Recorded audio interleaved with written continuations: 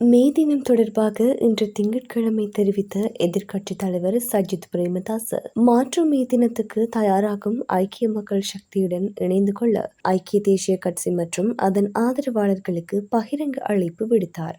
அதன்படி சர்வதேச தொழிலாளர் தினமான நாட்டில் உழைக்கும் மக்களின் தினத்தை கொண்டாடும் இந்த தருணத்தில் நாட்டின் உழைக்கும் மக்களின் உரிமைகளை பாதுகாத்து நாட்டின் அனைத்து மக்களுக்கும் சௌபாகியத்தை ஏற்படுத்தும் திட்டம் ஒன்றுக்கு முக்கிய அடியை எடுத்து வைப்பதற்கு ஐக்கிய மக்கள் சக்தி எதிர்பார்க்கின்றது.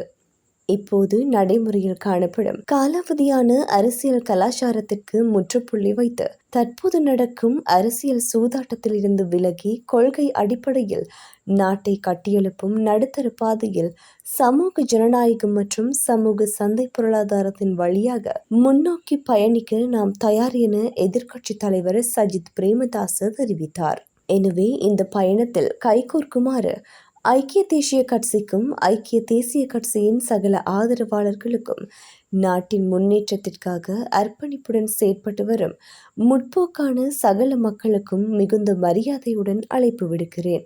ஐக்கிய மக்கள் சக்தியோடு கைகோர்த்து கொள்வதற்கு எதிர்வரும் மே 1 கொழும்பு மாளிகாவத்தை PT சிறிசேன விளையாட்டு மைதானத்திற்கு லட்சக்கணக்கில் வந்து ஒன்றாய் இணையுமாறு அழைப்பு விடுக்கிறேன் என்று எதிர்க்கட்சி தலைவர் இங்கு மேலும் தெரிவித்திருந்தார்.